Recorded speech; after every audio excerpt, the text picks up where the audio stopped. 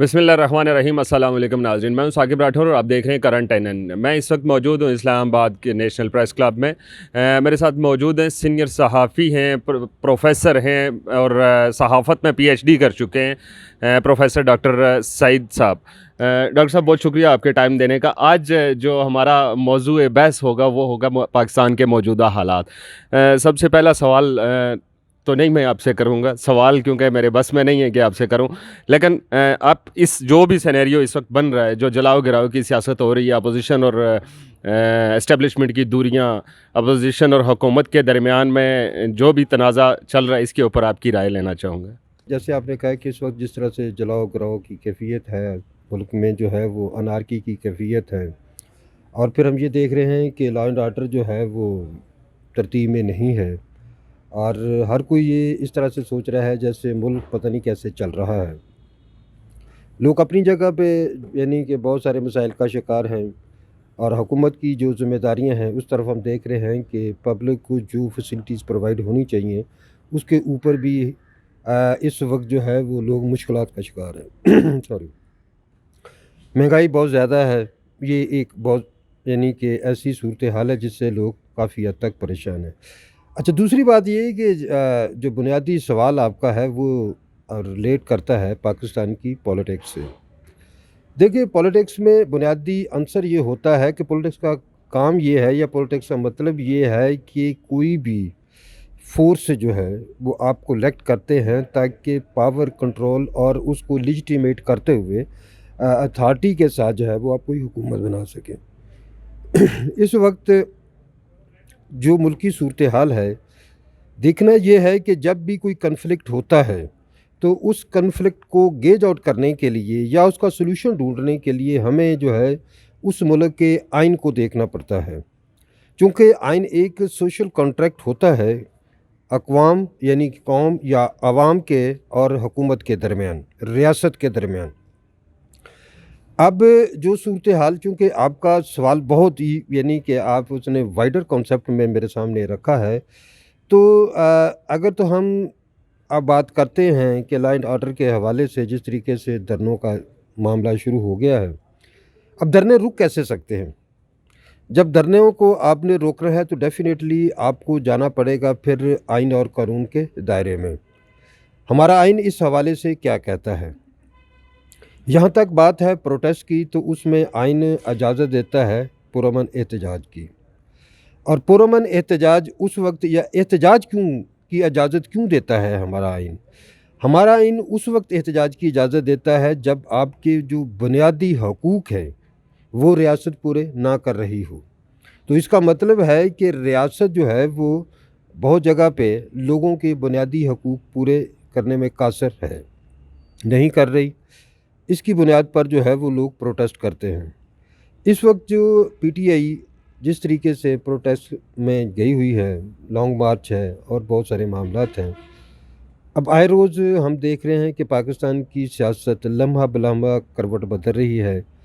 आप कुछ भी प्रिडिक्ट नहीं कर सकते पाकिस्तान की रियासत के अंदर सियासत के मामलात में। किसी भी मामले में, खा वो मईशत का हमारा सेक्टर है उसकी तरफ देख लें, हमारा जो मज़हब का मामला है उसकी तरफ देख लें, दीगर जितने भी अदारे हैं उनके जो ऑटोमेशन है उसके ऊपर हम कोई प्रेडिक्ट नहीं कर सकते। और जिस तरीके से एतजाज़ हसन साहब भी कहते हैं कि हम माजी के हवाले से तो प्रेडिक्ट कर सकते हैं, लेकिन हाल और मुस्तकबिल के हवाले से प्रेडिक्शन जो है वो नामुमकिन है। चलो साहब, मुझे ये बताइएगा कि जो सूरत हाल इस वक्त चल रही है, जो लोगों के रास्ते रोके जा रहे हैं, एम्बुलेंस खड़ी हैं, स्कूल जाने वाले जो बच्चे हैं वो घंटों अपने घर जाने के इंतज़ार में फंसे रहते हैं, तो क्या ऐसी प्रोटेस्ट इसी का नाम है? देखिए, अब देखना पड़ेगा कि प्रोटेस्ट क्यों किया जा रहा है। प्रोटेस्ट इसलिए हो रहा है कि इमरान खान साहब पर अटैक हुआ, उसकी FIR जो है वो रात दर्ज हुई 100 घंटे के बाद। एक बंदा उससे पहले गिरफ़्तार हुआ, महर नवीद जो है वहाँ से। अब सवाल ये पैदा होता है कि महर नवीद को बग़ैर किसी FIR के अंदर क्यों रखा गया? अगर FIR नहीं थी तो उसको अंदर रखना 100 घंटे तक, तो इसका मतलब है कि वहाँ पर भी एक जुर्म कमिट किया है रियासती अदारों ने, यानी कि लॉ इन्फोर्समेंट एजेंसियों ने। तो اور دوسرا یہ تھا کہ ہم نے بہت ساری کمٹمنٹس دے رکھی ہیں. ہمارا آئین بھی کہتا ہے اور ہمارا یعنی کہ universal declaration of human right جس پر ہم نے دستخط کیے ہوئے ہیں اس کا بھی آرٹیکل 10، ہمارا بھی آئین کا آرٹیکل 10 ہے. وہ فیئر ٹرائل کی بھی بات کرتا ہے. اور اس میں یہ تھا کہ جو لا انفورسمنٹ ایجنسیز ہیں جو خود اس میں جو ہیومن رائٹس کے معاملات ہیں اس کو بھی اس نے مد نظر رکھنا ہوتا ہے. اس کے اوپر بھی ہم نے کمٹمنٹ دے رکھی ہے اور اس بندے کے اوپر ایف آئی آر درج کر کے اسے جو ہے وہ مجسٹریٹ کے سامنے 24 گھنٹے کے اندر اندر پیش کرنا چاہیے تھا، لیکن وہاں پہ وہ یہ بھی نہیں ہوا. تو اس کا مطلب ہے کہ آپ ملک کو قانون کے مطابق نہیں چلا رہے. دوسری طرف یہ ہے کہ پی ٹی آئی یہ کہہ رہی ہے کہ ہم نے ان 3 بندوں کو نامینیٹ کرنا ہے، جس میں ایک فوجی افسر ہے، اس میں وزیر اعظم ہے، وزیر داخلہ ہے. تو یہ تینوں کی وہ نامینیشن چاہ رہے ہیں. ابھی جو ایف آئی آر سامنے آئی ہے اس میں ان تینوں کا نام نہیں ہے، اس کے اوپر ان کا احتجاج ہے. اب بات یہ ہے کہ ایف آئی آر جو درج کرانے کا رائٹ ہے مجموعہ ضابطہ فوجداری کے تحت وہ مدعی کے پاس موجود ہے. اس کے بعد یہ کہ جب آپ انویسٹیگیشن کرتے ہیں اس انویسٹیگیشن کے نتیجے میں اگر آپ کے سامنے یہ آتا ہے کہ یہ بے گناہ ہے تو ان کو بے گناہ کر دیا جاتا ہے، اگر وہ ملوث پائے جاتے ہیں تو ان کو ساتھ دھر لیا جاتا ہے. اب یہ جو ایف آئی آر ان کے مطابق نہیں کاٹی گئی تو یہ ایک فنڈامنٹل رائٹس کی وائیولیشن ہے. تو فنڈامنٹل رائٹس کی وائیولیشن کے اوپر آپ کو آئین آپ کا اجازت دیتا ہے کہ آپ پروٹیسٹ لانچ کر سکتے ہیں. اس پروٹیسٹ کو وہ لانچ کر رہے ہیں، جگہ جگہ پہ احتجاج کر رہے ہیں. اچھا اب آتی ہے دوسری بات کہ اس پروٹیسٹ کے نتیجے میں دوسرے لوگوں کے جو فنڈامنٹل رائٹس یعنی کہ جو نقل و حمل کے معاملات ہیں وہ متاثر ہو رہے ہیں. اس کے اوپر ڈیفینیٹلی جو ہے پھر ریاست کی ذمہ داری بنتی ہے کہ وہ ان کے ساتھ نیگوشیٹ کرے یا پھر اس کے خلاف کوئی اقدام کرے. اگر آپ اس اقدام کو یعنی کہ اس عمل کو روکنا چاہتے ہیں تو ڈیفینیٹلی جو دیکھیں جو قانون ہے جو آئین ہے وہ مراحل میں جو ہے وہ آپ کے ایکٹیو ہوتا ہے، یعنی کہ اس کا مختلف سچویشن میں مختلف دفعات کا اطلاق ہے. اب یہ کہ اگر وہ ایف آئی آر مجموعہ ضابطہ فوجداری کے تحت جو ہے وہ مدعی کا جو رائٹ ہے اگر آپ اس کو دے دیتے ہیں تو کیا آپ یہ سمجھتے ہیں کہ پھر بھی پروٹیسٹ ہوگا؟ پھر پروٹیسٹ نہیں ہوگا. تو اب وہاں پر اگر یہ صورتحال ہو کہ اس قانون کا یا اس دفعات کا اطلاق ہو جاتا ہے تو آپ کو دوسرا یہ جو لا اینڈ آرڈر کی صورتحال بن رہی ہے اس کو کنٹین کرنے میں آسانی رہے گی. تو بنیادی طور پر جو لوگوں کے حقوق ہیں اس کی امپلیمنٹیشن ریاست کی ذمہ داری بنتی ہے. تو اگر آپ وائلیٹ کریں گے ڈیلے کریں گے تو پھر یہ معاملات تو آنے ہیں. صاحب مجھے یہ بتائیے گا کہ آپ نے جو پروٹیسٹ ہے اس کے بارے میں قانونی اپنی رائے دی قانون کے مطابق کیسے کرنا چاہیے، لیکن یہ پروٹیسٹ ہو کیوں رہا ہے یہ وجہ بھی آپ نے بتا دی. اب یہ بتائیں کہ اس وقت اپوزیشن اور جو اسٹیبلشمنٹ ہے اس کے درمیان میں جو یہ خلیج ایک بڑی ہوتی جا رہی ہے روز بروز، اس کی کیا وجہ ہے؟ دیکھیں میں نے پہلے جس طریقے سے بات کی ہے بات یہ ہوتی ہے کہ جب بھی کوئی کنفلکٹ ابھرتا ہے اس کنفلکٹ کی جو ریزولوشن ہے ہمیشہ سے وہ ان طے شدہ اصولوں کے مطابق ہوتی ہے جو مختلف اداروں مختلف گروہوں مختلف ملکوں کے درمیان طے شدہ ہوتے ہیں، جس کے اوپر آپ جو ہے وہ معاملات کو پہلے ڈیل کر رہے ہوتے ہیں. اب بات یہ ہے کہ اب دیکھیں کہ جیسے ہم نے پہلے بات کی ہے کہ ایف آئی آر درج نہیں ہو رہی اور اس میں یہ کہ عمران خان صاحب کی طرف سے ایک پولیس اپنا فوجی افسر کا نام اس میں شامل کرنے کی بات ہے. اب وہاں پر اس کو اپنے افسر کی پروٹیکشن کے حوالے سے اسٹیبلشمنٹ جو ہے وہ اپنے آخری اقدامات کی طرف جانے کی کوشش کر رہی ہے.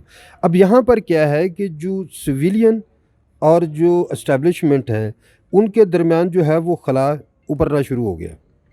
اس خلا کے نتیجے میں اب ڈیفینیٹلی جو پولیٹیکل فورسز ہوتی ہیں ان کے پاس جو مین اسٹرینتھ ہوتی ہے وہ ہوتی ہے ان کی عوام یا پبلک جو اس کا ورکر ہے.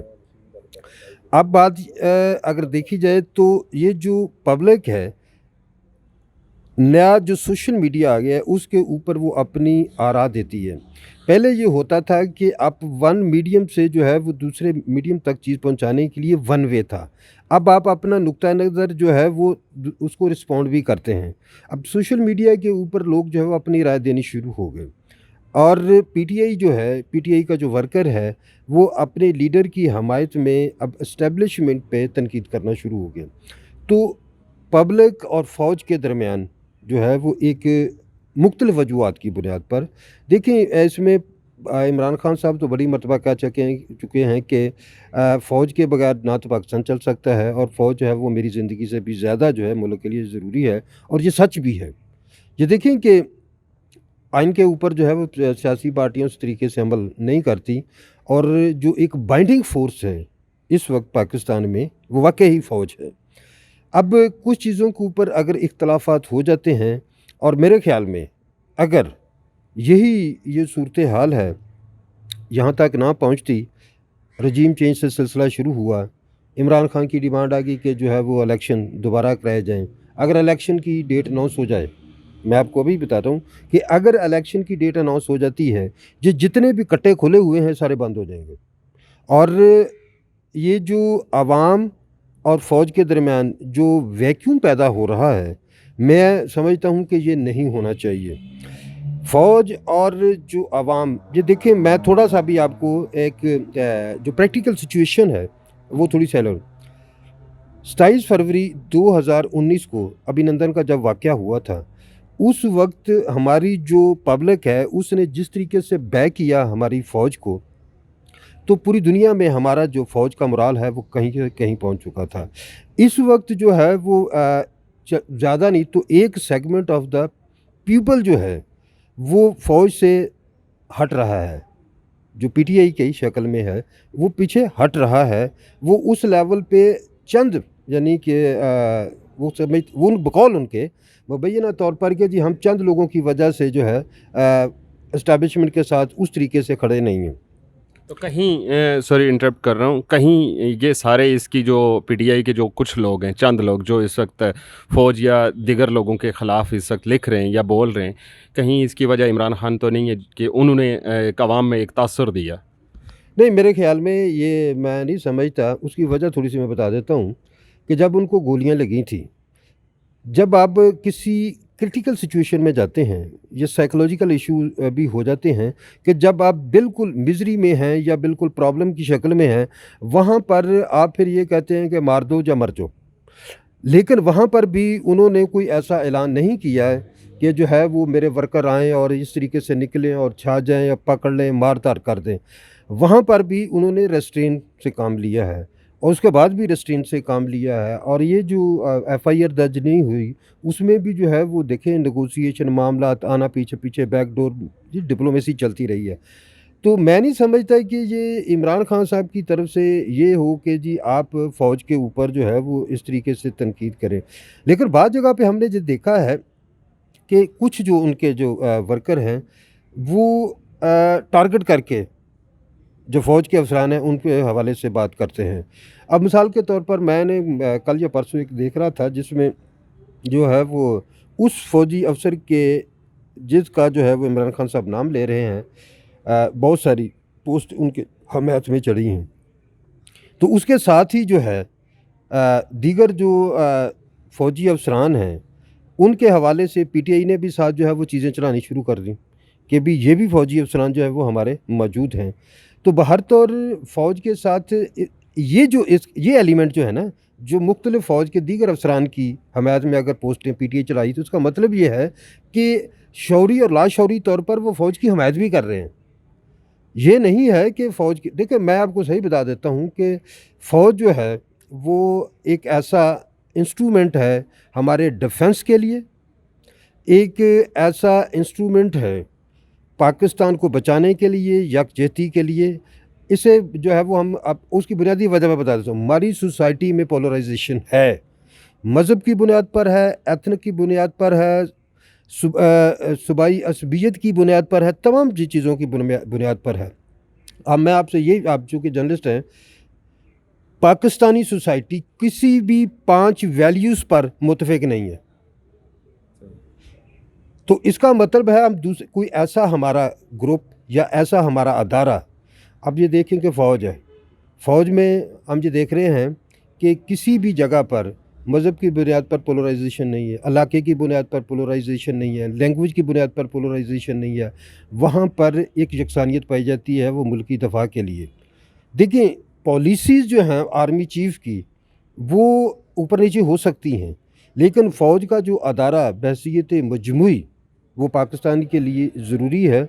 वो इमरान खान साहब भी कह रहे हैं, दीगर जो हैं वो भी कह रहे हैं, और ये जो पॉलिटिकल फोर्सेस हैं हमारी, ये उनको अब खुद सोचना पड़ेगा, जितनी भी हैं, कि आपने पॉलिटिक्स को अगर चलाना है तो फिर बार बार इस्टेब्लिशमेंट के पास ना जाएं, खुद तय करें मामला कि किस तरीके से आपने मुल्क को लेकर चलना है। आप कानून साजी करें, लेकिन वो कानून साजी जो पब्लिक ओरिएंटेड हो, वो कानून साजी हमें नहीं चाहिए जो अपने मफादात के लिए हो।